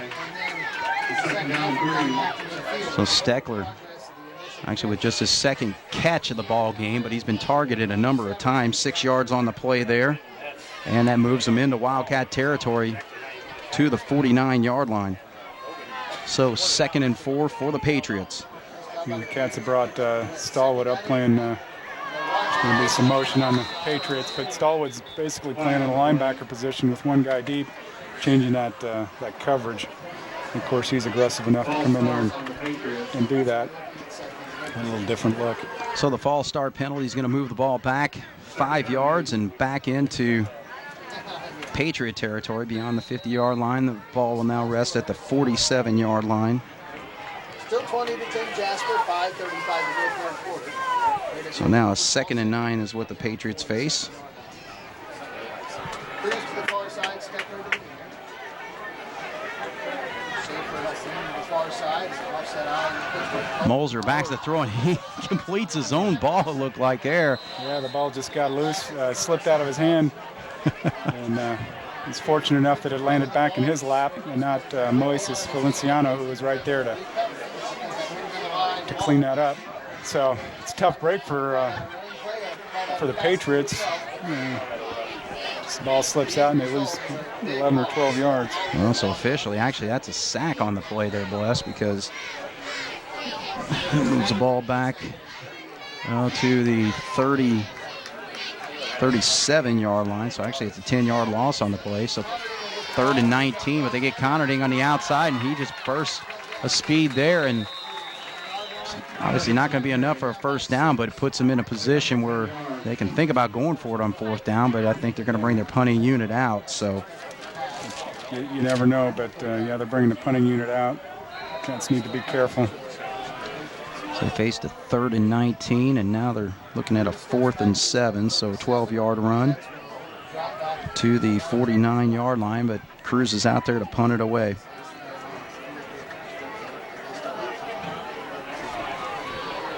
The Wildcats just one man back. Cruz kicks it away from him, and ball rolls beyond the 15-yard line, so a nice punt there. Yeah. If you can catch that ball's at around the 25 or closer to the 30, but it's a good kick away from the receiving bats and roll down to the 14-yard line. So. Well, and that's the thing. I mean, as far as the Wildcats, they've really made no attempt to return any of the punts. Every single one's been called for a fair catch for the most part. And again, they just have Betts back there each time by himself. Yeah, and I think really what they're trying to do is make sure they don't fake any and get loose, and just try and get the fair catch or reduce the damage. And Hale. Nice run by Nick. Huge first down run right there. Takes it out of danger area and gives them some room. Nice first down play. Nice hole, and Nick makes the guy miss. And so 12 yards on the carry gives plenty for the first down. Now the ball sits at the 25-yard line. Wildcats on the move. Their last drive stalled. So with 3:47 to go, they still lead 20-10 over Heritage Hills. Aarons hands off to Hale again. And he's getting good number of the carries for the Wildcat rushing attack tonight. Yeah, he's and for about 12 carries, and that's a pretty good load. You know, one thing we talked about at halftime is or before the game, of how many yards the two Wildcat backs have, Moore and Hale, and you know, that burden used to be carried mostly by one guy. It's nice to have a tandem just to keep those guys from getting too beat up and keep them a little fresh. With the high backfield, Smith right there is Moore. And actually a flag flies on the play there, so we'll see what this is all about. It looks like in the area of possibly holding. So this thing may be coming back. Ben Moore carried the football to the, look like to about the 34-yard line, but it is going to be a hold on the Wildcats, so that's going to push things back a little bit. Much to the delight of the Patriot crowd in front of us. Yeah. And it's going to be from the spot of the foul. Looks like they're walking that off from the 27. That's going to move it back to the 17, I believe. Yeah, that's a long penalty because the holding takes place in the backfield and it's from the spot of the foul. So that really, those holding penalties hurt. And if you're taking it from the line of scrimmage of the 7 or the 29, it's about 12 yards back. It pushes it. So now the Wildcats are facing a 2nd and 19. And now whistles blow, and it looks like a timeout for the Patriots. So we'll take a break in the action here. Jasper still leads at 20-10 with 2:47 to go here in the third quarter. You're watching the Patriots and Wildcats on 18 to go here in the third quarter. The Wildcats facing a 2nd and 18 from their own 17-yard line. Wildcats spread out here in the formation. A lob out there and good thing he put a little air on that ball because right there was number 9, Davis Yoakum. And boy, if he could have been able to step in front of that, he'd have been gone, bless. Yeah, it was a good read by Nolan not to just pitch it out there to the bend. And he saw the guy coming and got it up over the top. Otherwise, that could have been a game changer for sure. So the pass falls incomplete. And so now we got 3rd and forever. So now 3rd and 18. The Wildcats have to come up with a huge play here to keep this drive alive. Wildcats spread all over 5 receivers basically out there. And he hits Wood on a little screen pass, and that goes nowhere as it's well covered. Actually, big number 75 for the Patriots. That's Ethan Rice. Ken Cruz came up and he was in good coverage, and looks like he might have caught one in the ribs. He's having a tough time breathing there, number 6. So the Wildcats definitely going to have to punt in this situation now. Yeah, it's good coverage. Gain maybe that 1. Play's supposed to run that defensive back off, and Zach's supposed to have a free break to the middle and then a good block, and he should have some space, but it just didn't work. Just an outstanding read by the big defensive lineman. And actually, Aaron's with a really nice punt here, and Cruz decides to call a fair catch because he's just booming kick. I mean, he's a huge threat to be able to possibly return one all the way back for a touchdown. He actually had a 68-yard punt return for a touchdown last week against the Pike Central Chargers. Yeah, so he's definitely a threat. And you know, I know at the end of that play, he got pinched or something. He was dinged up a little bit. He might have just thought it'd be best to let's make the catch and take over on offense. So the Patriots will start things off on this drive from the 39-yard line.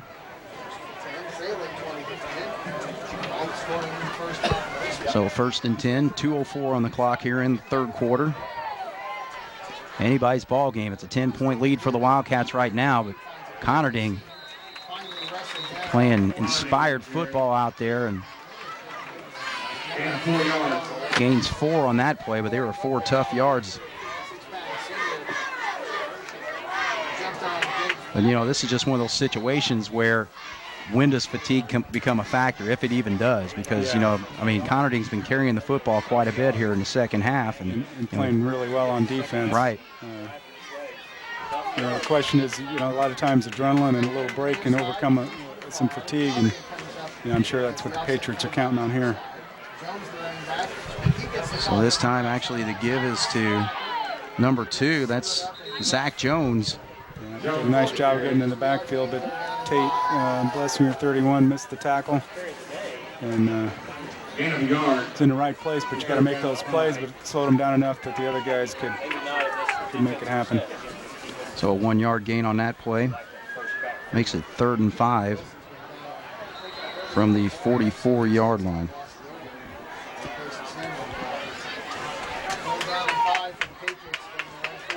Wildcats lead this football game 20-10. 46 seconds to go here in the 3rd quarter. Moles are on a 3rd and long. Chucks it out there, and ball falls incomplete. He was trying to hit Zach Jones out of the backfield, but good pressure up front, and actually Alice was over there to kind of defend the pass play, so he did a nice job from his defensive end spot to force him to kind of lob the ball. Same thing that Aaron's had to do on that one pass play where he's trying to hook up with Ben Moore. Yeah, and so defensively, both teams doing an outstanding job. Yeah, we've seen number 43, Pablo Santos, in the game quite a bit on defensive line. We haven't mentioned him yet, but he's getting some nice playing time tonight. Cats getting out. Oh, and Portland Betts. It looked like he was trying to set up for a return there, but luckily falls back onto the football as he wasn't able to snag that ball, and so the Wildcats will start from the 30-yard line on this drive. So we're just right at the tail end of the 3rd quarter with 29.9 ticks left. Wildcats lead it 20-10 over the Heritage Hills Patriots. And what is a fast and furious offensive battle in the first half has really become a defensive smash-mouth game here in the second half, Wes. Yeah, there just hasn't been really too much action. The Wildcats had a decent drive going, but got stalled, and looks like they're coming in with the spread. Confusion, so Nolan Aarons is going to take another timeout, which is his 2nd of the half. Yeah, no doubt about it, because, again, you're just basically one play away from getting a break anyway, so Aarons obviously didn't like what he saw there. We'll take a quick break here. So the Wildcats lead at 20-10 with 29.9 ticks to go here in the 3rd quarter. You're watching the Wildcats and Heritage Hills Patriots. Wildcats with the football, pitching out there to Hale, and that's a nice stop there by Conarding, coming up from his linebacker spot and not letting him get anywhere. So on 1st down, the Wildcats, as we come to the end of this 3rd quarter, on the first play of this drive, only gained 1 yard on that play. So 10 seconds to go there. It looks like we're going to let the clock roll out. So the Wildcats with a 20-10 lead here at Patriot Field tonight. They lead the Heritage Hills Patriots. You're watching Wildcat and Patriot football tonight on 18 WJTS. We'll be back with the 4th quarter right after Patriot Field. Jasper Wildcats facing a 2nd and 9 from the 31-yard line. The give is to Hale, and Hale's just got a wide open, and nobody's there. If he can outrun the defender, Schaefer does catch him, though, just right there at the 20-yard line, but a huge run for the Wildcat running back, Les. Yeah, that was a big hole, and I think the Patriots were up trying to stuff it, and when the hole was there, then Nick Hale just broke it.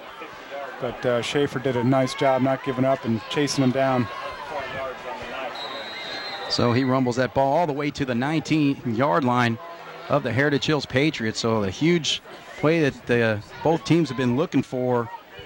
Yeah, the start of the 3rd quarter or 4th quarter, sort of like the way the first half went. It's a big play, although it was a running play. That's by far the longest running play we've seen. So 1st and 10, and Ben Moore is going to follow that up with another huge run there as he gets the ball down to the 5-yard line. So the Wildcats really knocking on the door here to start things off in the 4th quarter. And doing it with the run. Passing game has pretty well been stalled here in the 2nd half. So the Wildcats just really got to get things finished up here. So they're 1st and goal. Yeah, so now we're going to try and power it in there, I'm sure. Maybe over the left side behind Bolin and Neil Rose. The power set up there, and there's Hale. And he is stuffed by number 75, Ethan Wrights, from his defensive tackle spot. So if he gained anything, it was only inches. So a nice defensive stop there. We'll call it no gain. Ball still sits on the 5-yard line. 2nd and goal from there.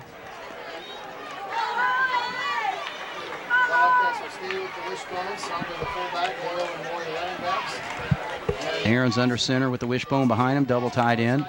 They give it to Moore. He tries to get to the outside, and boy, the Patriots just plugged that up. So the Patriots, after letting the Wildcats with 2 big runs to get the ball first and goal from the 5, are stuffing things now at the line of scrimmage. Yeah, that's a tough play in the wishbone trying to sweep. You want your guys out there to block him, but it just is slow to develop and gives the defense a lot of time to flow to the ball. So now we lost it.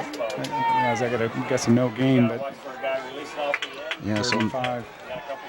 So the Wildcats 3rd and goal from the 5-yard line. Wildcats on 3rd and goal from the 5. Again, it looks like a little more confusion on the offensive setup, but they get it settled here. The Wildcats have already burned 2 timeouts, and they give it to Hale, and he rumbles forward, and he takes it in for the 5-yard touchdown. So a huge score for the Wildcats there to start things off in the 4th quarter, Bless. Yeah, it was a good power running game. Cats didn't put it in the air at all since in this 3rd quarter, the few plays we were in, but a couple of nice runs, and here we are with about 10 minutes to go, and the Cats extend the lead. Well, the big play was a 50-yard run by Hale to get the ball down to the 19-yard line, followed up with a 14-yard run by Ben Moore, and eventually winds up with a 24-yard touchdown, or I'm sorry, a 5-yard touchdown run by number 24, Nick Hale. That's his 2nd touchdown of the night, and that's Kyle Kruger's 2nd missed PAT of the night. So a tough time now for Kruger. He's missed 2 straight extra points, so the score reads 26 for Jasper, 10 for Heritage Hills with 9:48 to go. You're watching Patriots and Wildcat football on 18 WJTS. We'll be back. Kruger's got the ball teed up after the Wildcats score on the 5-yard run by Hale, and it's a nice boot this time, but I don't think he's getting it to the goal line. Fielded about the 2. Schaefer, but boy, he just gets. Swarmed under by Pablo Santos. Is that Pablo? There you go. Nice job, nice aggressive play. You love to see those tackles on kickoff, especially when you got a full head of steam, and Schaefer already showed what his speed is all about whenever he actually took a touchdown run away from Hale on that 50-yard run. That should have gone to pay dirt, but Schaefer tripped him up. But nice job. Now here's the first time we've seen cramps on the night by Schaefer. So Schaefer's down right now, and it looks like they're going to work with him. So let's take a quick break in the action, and the Wildcats got back on the board. They're leading 26-10 over the Patriots with 9:42 here to go in the. Well, actually, take it back. He's going to stay out in the field. Well, he's got to come out, I guess. Come out, yeah. All right, so we'll continue on with the action. So the Patriots will start with the ball at the 14-yard line after Pablo with a big stick. Entering the game, I think we determined number 68 is actually now Davis Yoakum. He switched jerseys. Okay. I don't know if it's an eligibility issue or what, but 68 not on the roster, but I believe it is Davis Yoakum. So the Patriots try to get back into this football game. They trail by 16. Moser hands off to, was that Conarding, I believe? So he goes to the left side. Yeah, might as well call it from him. Yep, he did carry that football. Gain of about 2 on the play. Move the ball to the 16-yard line. Conarding's a workhorse, really. He's approaching 20 carries. Yeah, just seeing, especially in a game like tonight, as much as they threw the ball in the first half, that's a lot of carries. Yeah. 2nd and 8. Moser's just going to air it out, and he's looking for Cruz, and coming up with the, they said he did not catch it, but nice. Okay, the ball did fall. Okay, I thought he had it in his lap there, but nice play there by Grant Teal. Grant was there, and the safety did the right thing as they go over the top. Grant's got to run with him, and the safety's got to come over. And just as the ball got there, Cortland put a lick on him, knocked the ball loose, and Cruz now is coming up with some cramps at the end of that play on his calf. So with the incomplete pass, we're going to face a 3rd and 8. Yeah. And that's the thing with that cover 2 defense. I mean, it's designed to be run that way. So the Wildcats execute perfectly. Aggressive blitz this time and going nowhere is Moser as he was back to throw. And Tate Blessinger with Tate Blessinger, a couple sophomores in there to get a sack. So great job by Tate on the attack from the linebackers and from all angles. And Moser. It's good pressure. No better pass defense than a good pass rush. Coach Eckert, he really likes to bring those linebackers. So ball's back to the 10-yard line, loss of 6. So a fourth. Conrading's on the sideline. That might be the only time. Yeah. Low kick there, and actually Betts picks it up. It runs straight out of bounds, so the Wildcats going to have excellent field position this time, boys. Yeah, low kick and not easy to recover as it bounded, but gets to the sideline. So great field position. And if Jasper keeps running it the way they did the last series, it won't be long, and this lead will be extended. Well, the thing is, I mean, the Wildcat defense is really taking control here. Last 2 possessions for Heritage Hills, basically 3 and out. So the Wildcats will set up 1st and 10 from the 43-yard line of Heritage Hills. Lead 26-10.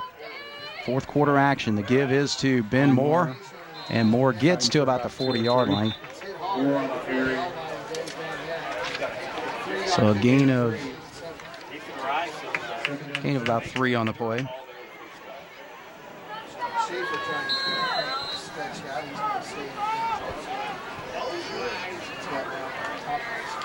So the Cats with a 2nd and 7 from the 40-yard line.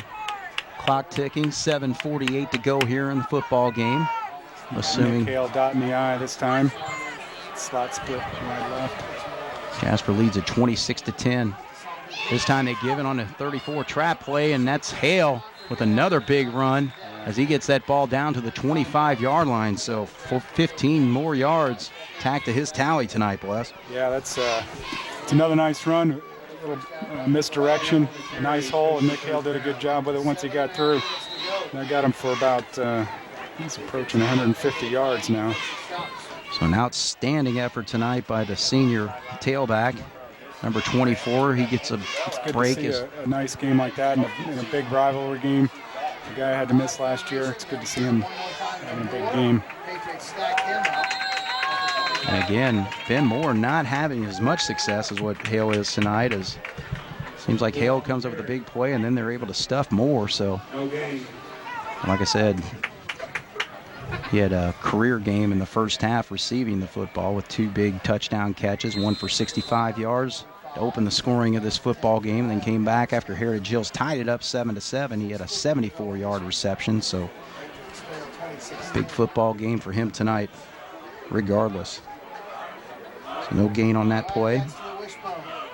2nd and 10 for the Cats from the 25. Cats are going to throw it this time, and Aaron's faced some pressure, but he's got Hipschman wide open over there, and he cannot bring the ball down. Actually, chasing him on the play was number 4, Caleb Moser, and it looked like it was just falling into his hands, and he's just not able to come up with that football. Just needed to look it in, well executed. He got loose. They were, of course, in the wishbone. That's usually a running play, and Hipschman got behind him and just lost a little concentration right at the end. No one more disappointed than I'm sure Phillip is on that one. I'll tell you what, I mean, no one's struggling to find completions here in the second half. I think the only completion I'm showing is just a 1-yard. Yeah, that one to Wood. Yeah, to Wood. So 3rd and 10 for the Cats. They'll give it to Moore this time. Moore saw a little bit of daylight, but was chased from behind there. Gained 5, I believe, on the play, down to the 20-yard line. And 2. 4th down 5. I don't know how his PA announcer says gain of 2 when it was 3rd and 10. Now it's 4th and 5. Okay. A little trouble with the math there, but regardless, the Wildcats facing a 4th down situation. He probably didn't have Mr. Minky. So ball rests at the 20-yard line. Aaron's trying to throw the backside, trying to get it to Hollis, and Hollis got held up a little bit there and couldn't quite break free. Nice defensive coverage by Cruz there. It certainly wasn't free, and good coverage, and just threw it up to try and let him make a play. It just got a little too far for him. So now the Cats out on defense and looking for a good stop on this end of the field. It's really too bad that the drive stalled after having such good field position. So the Patriots will take over. There are 5 minutes and 45 seconds. They trail by 16, so 2 scores and 2 extra points could put them right back into this football game. And you go to Cruz, and he comes up with a big play there. 20 yards on the hookup. He gets that ball right to the 40-yard line, so a big pass play there. Moser to Cruz. Yeah, it was well executed. They found a seam, and, Cortland Betts come over and made a hit, but Cruz did a nice job of concentrating and hanging on to it. I think we can expect quite a few passes by Heritage Hills now with 5.5 minutes to go and down by 16. They're going to have to try and get some quick hitters here. Moser fires over there to the far side and completed right at about the 40-yard line, so a gain of 5 yards there as he hits Logan Steckler on the play. So number 4 to 80 on the pass play, gets 5 yards, and clock's at 5:23. Continues to roll here. Moser's going to have to run back out there to call the play from the huddle. 2nd and 5.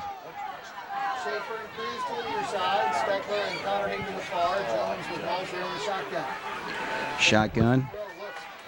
Fires a bullet over there to Schaefer, and I'll tell you what, Moser is, like I've said many times tonight, he throws a very nice football, and he's just rolling on this drive right now, Bless. Yeah, he is. That was another well-thrown pass, and he's certainly, I think he's grown up. We got him for over 20 passes now. Well, you can erase that one because this one's coming back on a hold.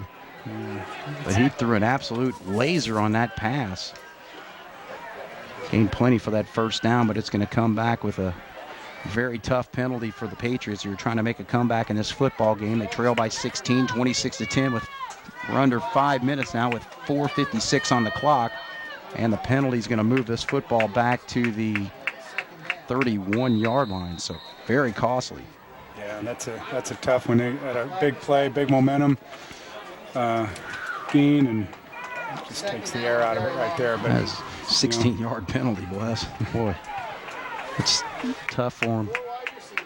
Face there, so now they're facing a 2nd and 21, but he does complete again.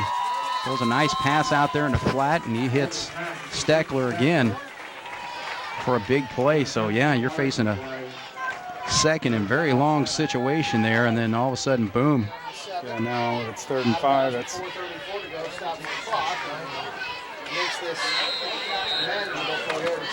So let's see here. Now the ball's resting at the, 44-yard line? Yeah, 44, 3rd and 6. Got to get to the midfield mark for first down. And I got to believe with 4.5 minutes to go, down by 2 touchdowns, this is 4-down territory. Moser. This time, though, I don't think he's going to go anywhere as the Wildcats use Tate with an outstanding blitz on there to force him to pull that ball up. So give him credit for, he's not going to get the sack on the play, but an outstanding job by Tate coming from his linebacker spot, Bless. Well, he had a good hole, and, the good pressure by everybody just wrecks passing plays, and you've got to break down and not run past those plays. So a 5-yard loss on the sack. Not sure who actually got it, but.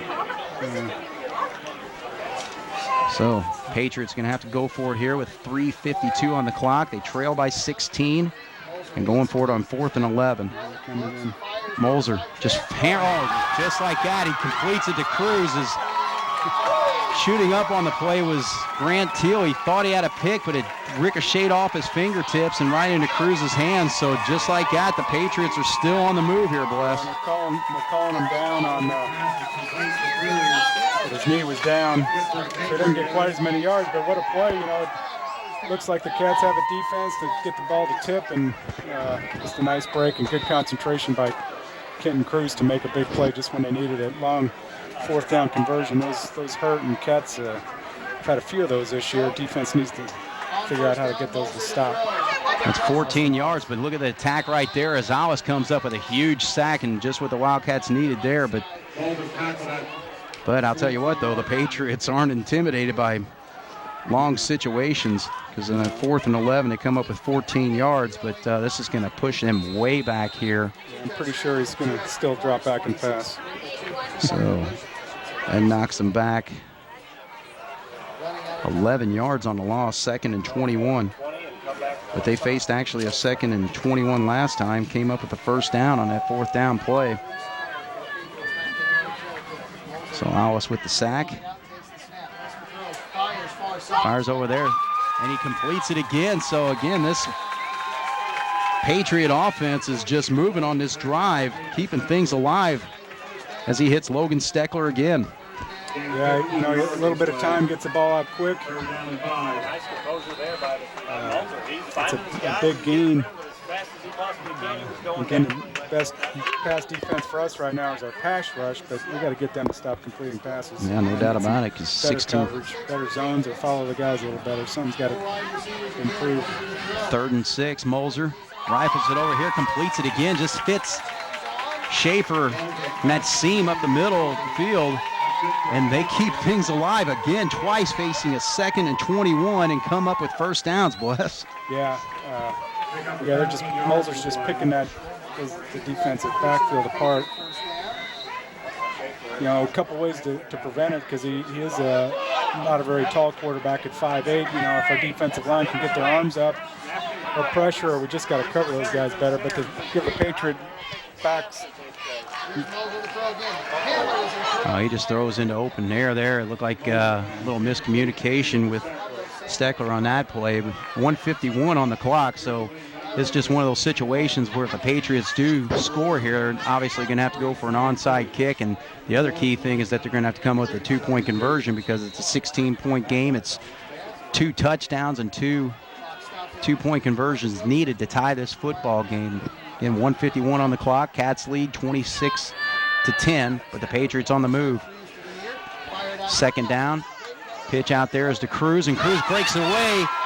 Missed tackle, and then he looks like he's going to take this all the way in for the touchdown. So that's just what the Patriots need to get back into this football game. So 30 yards on the hookup between Moser hitting one of his favorite targets, Kenton Cruz. Yeah, really great play by Kenton Cruz to make the guys miss, and really not very good tackling, but just a nice play by Kenton Cruz. So that's a huge play for Heritage Hills. See if they can convert on the 2-point conversion. This is really big and important for the Cats to stop them. So obviously going for 2 here. 2 wide receivers split out. Moser's going to roll to his right, fires over there, and the pass is picked off by the Wildcats, so that negates things there, and I think that was Kyle Kruger. Yep. Off in the flat. So, well, that should pretty well secure the win for the Wildcats, but, because at this particular point, they got to come up with 2 scores. They trail by 10, so it would take almost a miracle for the Patriots to pull it off here, but regardless, Wildcats still lead 26-10 with 1:42 on the clock. Setting up a football game that was pretty well defensively dominated in the 3rd quarter. A little more action and excitement here in the 4th quarter as the Patriots just score, and they trail by 10. They went for 2 and missed the extra point. And now they're going to have to try an onside kick. The Cats come up with it right away, so a nice job there. Ben Wenhold, number 82, catching and recovering, a sophomore with good hands. Obviously, we had the hands team in there, expecting that. Those are just crap sheets. You hope that ball bounces right before you takes a big hop. That one is one hop right to Here we are, still fighting with just a minute and a half to go or a little more, and it's what you'd expect between Heritage Hills and Jasper. There's absolutely no quit in this Patriot football team, and the Wildcats, who seemingly had the game under control, I tell you what, 16-point lead, but they're the Patriots' young team certainly has grown up a lot tonight, learning a lot. Good hard-fought game. clock stops with a minute 34 to go. So the Patriots are going to call a timeout here to stop things with 1:34 to go. So we'll take another quick break in the action here. Wildcats lead at 26-16 over the Patriots with 1:34 to go in the football game and possession of the football. You're watching the Wildcats and Patriot football on 18 this football game. They lead 26-16 with 1:34. That was the Patriots' second time out of the second half. There's Ben Moore getting to the outside and full head of steam, and That's gets nice. plenty for the first down as he gets the ball to the 40-yard line. So about a 12-yard run there. And 2nd and 9. Patriots got pinned on that far side. And again, the Wildcats just trying to finish things off. The Patriots, I think, have, did you say one more timeout? Yeah, they've used 2, so should have 1 more. So the clock's going to run here with 1:23 and ticking. They actually benefited from the first down, but looks like now we're getting into kneel down formation. 12 to go. Clock running. Patriots. I'll wait till it gets to 0, snap it, and hopefully we don't jump offsides on this one. So the Wildcats just going to take a knee there in the victory formation and finish things off. But, yeah, just what an exciting football game we had tonight. I mean, that first half was just both teams offensively just slinging it all over the place and coming up with big plays, big scores, and all that. And then third quarter was just basically two teams beating up on each other defensively, and Yeah, just grinding it out. right. And in the fourth quarter, Wildcats get on the board after a nice 50-yard run by Nick Hale to set up eventually his 5-yard touchdown run. And at 9:48 to go, they score the. As things finish up here, Schneid, we should mention that this game, if the people that catch it on the original air, you can tell all your friends throughout the country. You can also watch these games on the Jasper Booster Club website at jasperwildcatfootball.com. There you go. So opportunity all for over the anybody. world. It's all over the world. Yeah, Schneid, All we're going right, all over that's great. the world, man. Well, International. That's big. So, well, the Jasper Wildcats win this football game. The finals 26-16, and again, just a football game that was just kind of crazy and exciting to watch there in the first half, and eventually we're able to get back on the board. Patriots made a last-ditch effort there, needed 2 big scores to get back in the football game as they trailed by 16 points. They do hook up on a pass play. But again, the Wildcats seem to gamble quite a few times out there in the flats, and twice Cruz was able to take it in for touchdowns. That last one, a 30-yard touchdown. But Yeah, the conversion attempt was no good as they went for 2, and so that brings us our final margin of 26-16. So, Bless, what are your thoughts on the football game? Well, just as we expected, they were competing all the way to the end, and Heritage Hills, they've got some playmakers, and Moser, was putting it in some good places and letting his good athletes try and do something with it. And the other thing is the Cats, they're going to have to figure out a way to cover the pass better. They had, I think they feel bad for Moser's rushing yardage because he was sacked multiple times, but he dropped back almost 30 times. But whenever he was able to let it go, completed quite a few passes for big yardage, and the Cats are just going to have to cover those receivers better if they're going to expect to have success going forward. Well, and that's the thing with this Patriots football team, which is now 1-3 on the season with the loss. But a lot of positives that they get out of this football game. For one, just Caleb Moser really showing his ability as a quarterback. He's just 5'8", 148 pounds, and a sophomore. But boy, he's just throwing some really nice lasers out there all night, and he's got some guys out there that can score.